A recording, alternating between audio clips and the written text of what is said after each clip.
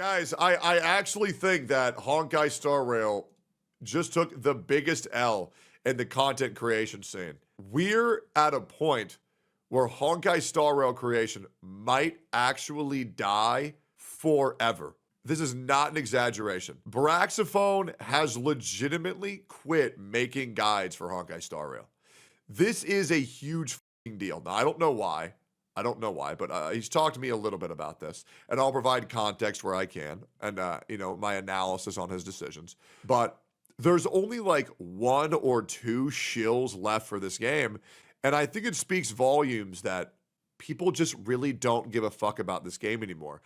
And I think when everybody else has quit, and you're still going live playing the game, sucking this game's dick, trying to farm brownie points by now, after all of this shit, now you're saying, oh, guys, now it's a problem. Fake as fuck. Not Brax. We all know who I'm talking about. Oh, now it's a problem. Now we can give it lower ratings. Now we can say it's ass. Always has been. Because the walls are closing in. You know you fucked up with your decision. Everybody warned you, and only now you're starting to listen. That's crazy, right? Uh-oh. Little bit of a misplay, huh? Let's watch this video. Yeah, another video like this in a row. That's crazy. You guys are about to hear something from me that I think many of you are not going to like. And I want to preface the video with this because to me, this is one of those like, oh. Let's see.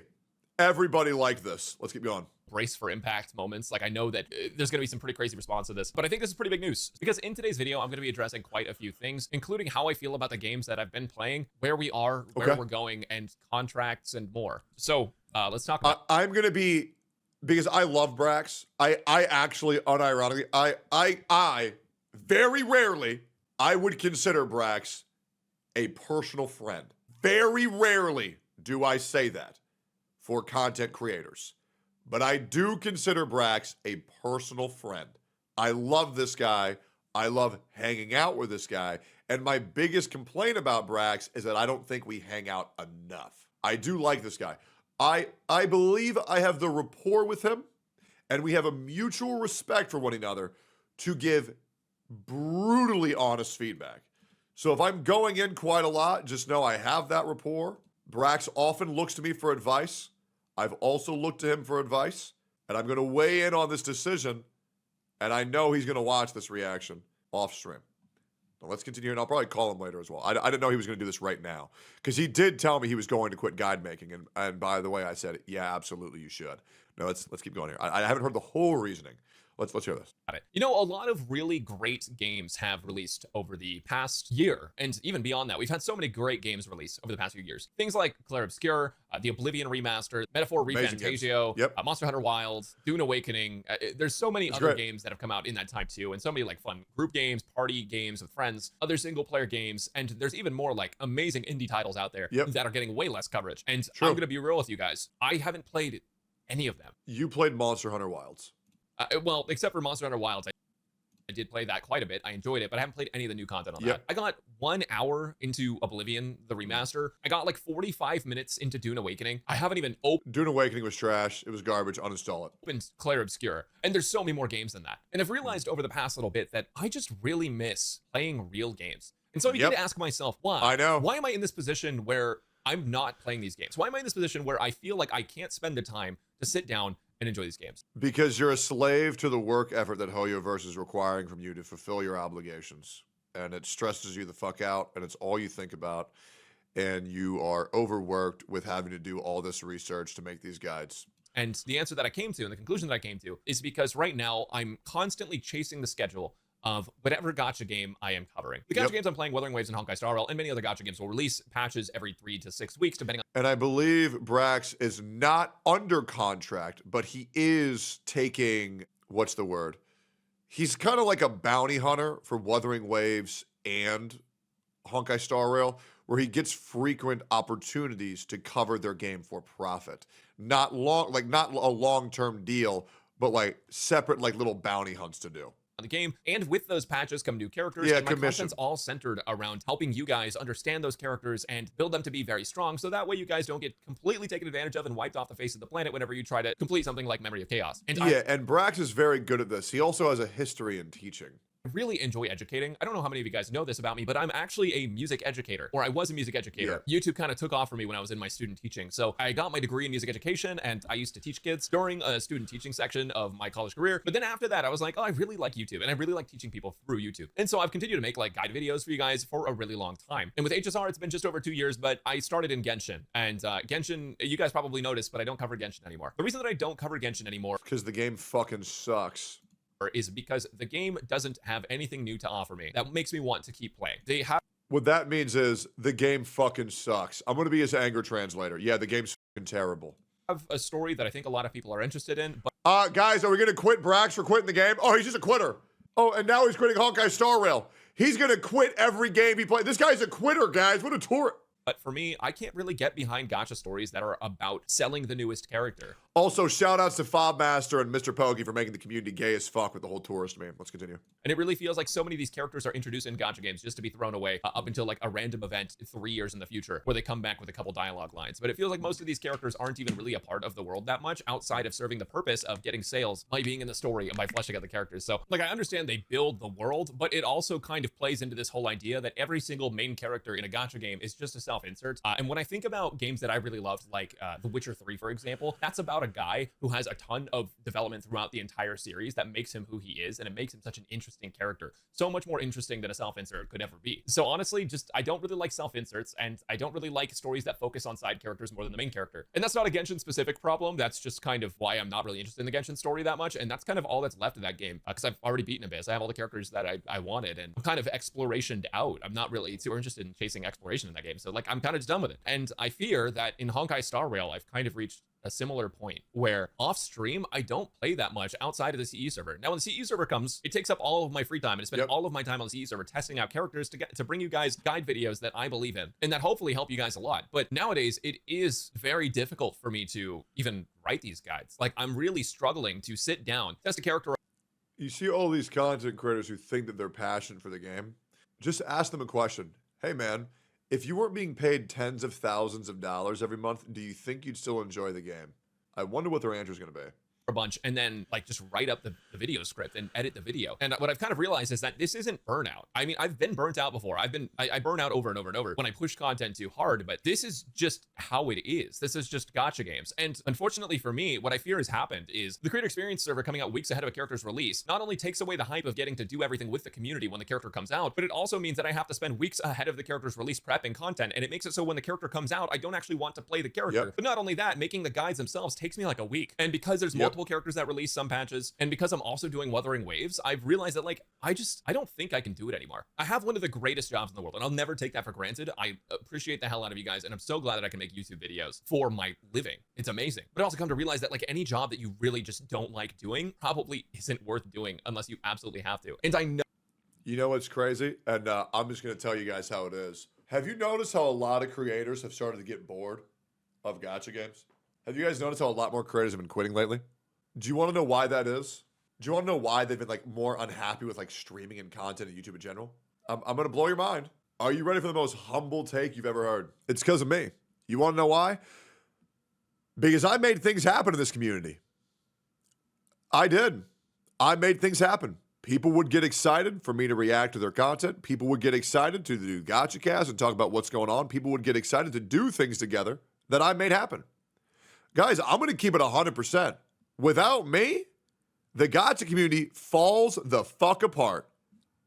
There's Itoma confirming that. Yo, guys, what was the last big unpaid collab you'd seen happen in the past 6 weeks? Whether these dumb want to admit it or not on Twitter, not the content creators, I love these content creators, I was the motherfucking glue.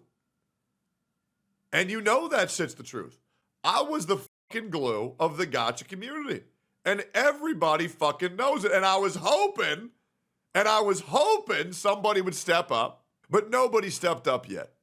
And that's a shame. And I'll be real, I thought Saint Tontas was going to be the one to step up.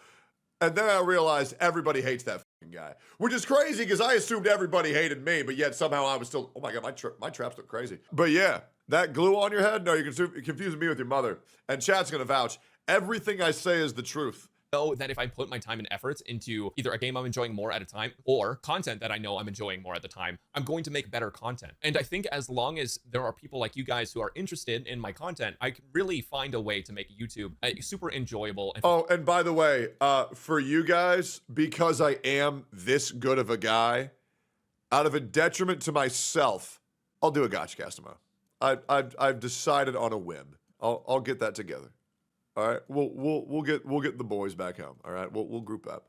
Filling job in basically any niche. So with that said, going forward, you guys, I'm going to be taking a temporary hiatus from Honkai Star Rail guides. And the reason is because I want to fall in love with gaming again, find my passion for gaming again, and get to play some of these amazing things that I feel like I've missed out on trying to keep. Yeah, maybe you should clean up this fucking backdrop of your house, bro. This shit looks like trash. Why the fuck are you using broken down boxes in your background? And what type of fucking pussy ass American are you, Brax, if you don't even got an American flag? Are you proud of your country or not? You can hang your Japan flag. You can hang your Japan flag, your weeb shit. Put a goddamn American flag up, son. Keep up with the Gacha patch cycle. I want to make better content for you guys, but I don't think I can do that anymore on Honkai Star Rail guides, at least not right now. It's possible that maybe in the future, I will enjoy Honkai Star Rail guide making again to the extent that I did when the game first released, and I'll be able to put out those. Let me translate this. I'm quitting Honkai Star Rail, but I don't want anybody to freak out about it, so I'm going to say it's a hiatus, but I'm done making guides for the game in perpetuity. Please don't unsubscribe. Guides, but right now I'm just not feeling it. The videos that I enjoyed making the most over these past few months have been the game reviews. I really enjoyed making that Duet Night Abyss video. I scripted, voiced, recorded, and played all of that Duet Night Abyss footage that you see in that entire video. It was all done by me. Are you Canadian? As well. Fuck no, I I'm did that one not. entirely by myself. The Ethereal Restart video I did pass off to an editor, and they did a great job, but I think that if I edited that one, I also would have enjoyed it a little bit better as well. What I really like doing is talking about games, and a lot of the time, that means I have to play the game, or I get to play the game, is an even better way to look at it. For me, I'm looking forward to so many games on the horizon. There's so many games I haven't played, and I really just want to reclaim gaming for myself because I haven't been able to do that since I've been kind of following this patch schedule. It has been quite exhausting for me. If you guys want the quality and the funny jokes and everything that are in my guide videos, I just can't do that stuff live. I can't make it easier for me to make that content. I've already optimized it all that I can. And it's just not what I want to do anymore. At least not right now. So what I'm going to be doing going forward is I'm going to be making some videos about new games that are upcoming. And then once I find a game that I really enjoy, that I really want to latch onto, that I have a super big interest in, I'll probably cover that game as well. When I was streaming talking about this yesterday at twitch.tv/Brax, I did get a question in chat and they were asking, well, stream on Kick, dickhead. Won't Hoyoverse like be upset about this? Isn't this like big for Hoyoverse? So let's talk about Hoyoverse contracts. Oh, Brax is the #1 guide maker in all of Hoyoverse. Now, he might not get the most views, but as far as quality goes and conciseness and quality of guide, nobody beats Brax. Absolutely nobody. So this actually is a massive fucking void being left in the community for people who wanted guides. And how working with these companies has been. The first thing I need to say is that the idea that I'm on some kind of contract with Hoyoverse is a huge misconception. I've never been on a long-term contract with Honkai. This just sounds like burnout, poor guy. Oh, this is not burnout. This is absolute acceptance of something that's been bubbling for a very long time. And I promise you, if you think Brax is an oddity in this, and you think he's a rarity, you think he's like a one of, I promise you, every creator is experiencing the bitterness and resentment towards Hoyo Games, but they're usually too much of cowards to do anything about it, and they continue to suck the dick because they know they're not good enough to do anything else. And I'm sorry. Once again, sorry if that hurts your feelings, but that is absolutely the fucking truth. You can get upset at me, or you can realize that what I'm saying is correct, and you can do something about it. Feel free to leave me a hate comment. Feel free to DM me on Twitter how you were upset. Feel free to DM me and crash the fuck out on me. Again, Ryuko, feel free. But that is the fucking reality. It is. You can get upset at me, or you can do something about it. Star Rail once, not a single time. What I do get sometimes is commission from them to make a video. And that commission, you can think of it like a sponsorship where they're like, hey, we'll pay you to make this video. But the difference with the commission is that they're not actually over my shoulder telling me what I can and can't say outside of things that are like a beta NDA, right? So like if there's a character that's not out yet, but I have access to them, I can't talk about them, right? Until the embargo's up. But in the case of where I say my opinion on a character, as long as it's not blatantly wrong, they don't care. Like if I came out and I said Acheron is actually a terrible unit when she released, they'd probably be like, you should reevaluate that. I think they would have even still let me release the video, to be honest. But I think they would have probably give me some feedback there, right? But there seems to be this huge misconception where everyone thinks I'm on some kind of HSR contract. I am not. All of my opinions on HSR have always been my own. I've always really loved HSR. I thought it was a super fun game, but times have changed, my feelings have changed, and that's all. And if you're dumb enough to think that I'm lying about that, if you want to keep putting on your tinfoil hat and keep shit talking me and adding me and try to rage bait me or whatever, like, I don't care. There were a lot more creators on the Hoyoverse. There's a squirrel standing in front of my house again. They're doing that thing where he goes like this.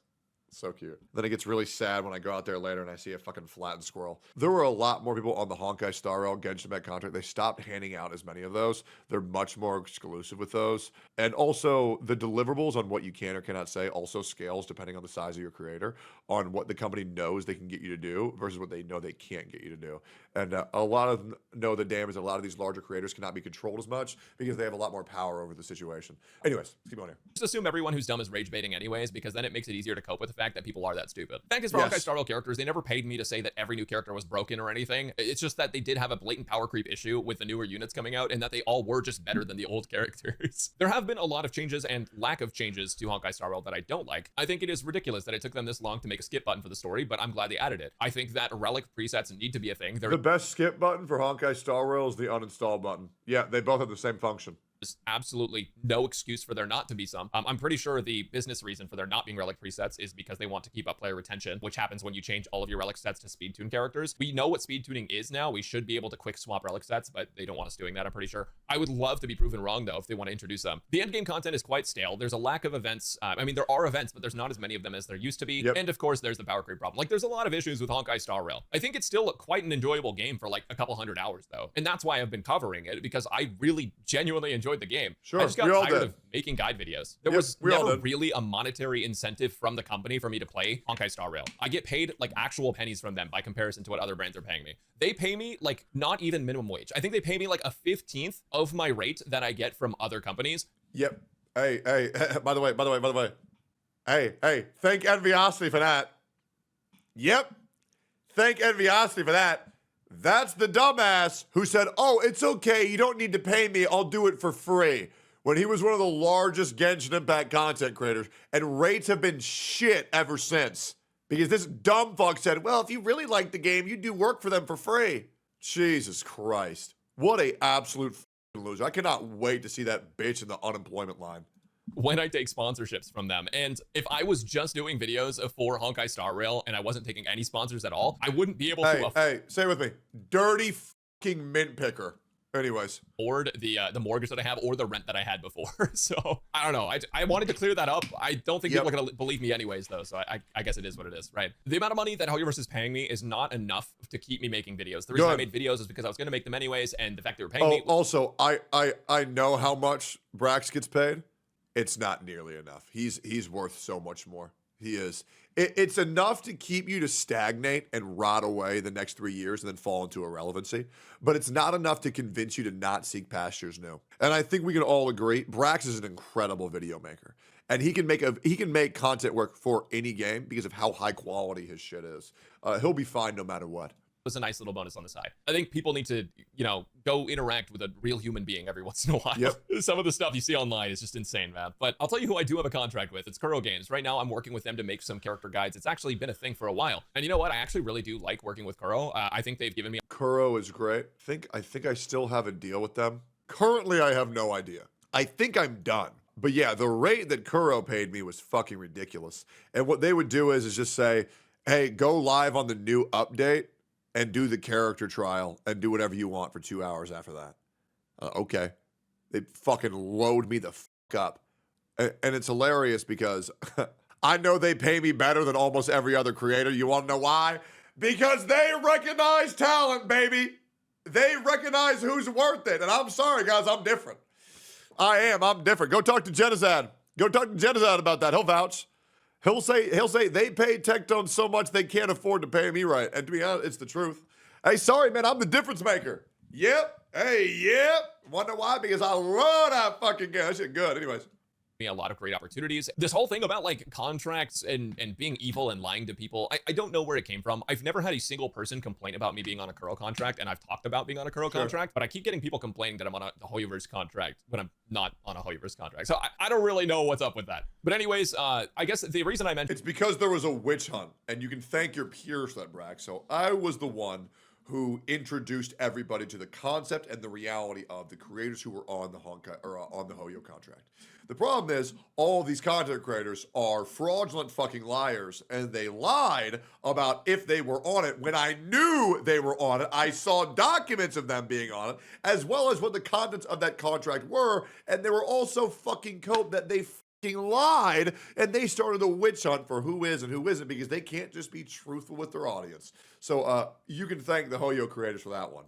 The Kuro thing is because I am going to continue to make Wuthering Waves guides basically until that contract's up, and then I'll decide what I want to do from there. It's not just a Honkai Star Rail issue. I actually just think I've gotten bored of making guides in general, and I would like to make some other content. I would like to talk about some other games as well. But with that said, we'll see what happens, because I have been enjoying playing Wuthering Waves quite a bit more recently. Basically just since 2.0, I've been enjoying Wuthering Waves like a heck of a lot more than I enjoyed at launch. But either way, I think we all acknowledge that 1.2 Wuthering Waves was fucking terrible, and 2.3 Wuthering Waves is fucking terrible, but outside of that, it is the best open world gacha experience you're gonna get. Don't really want that to be all of my content. I really had such an awakening with the Duet Night Abyss video, the Warframe video, the Theory Restart video, where I'm like, I just like talking about games.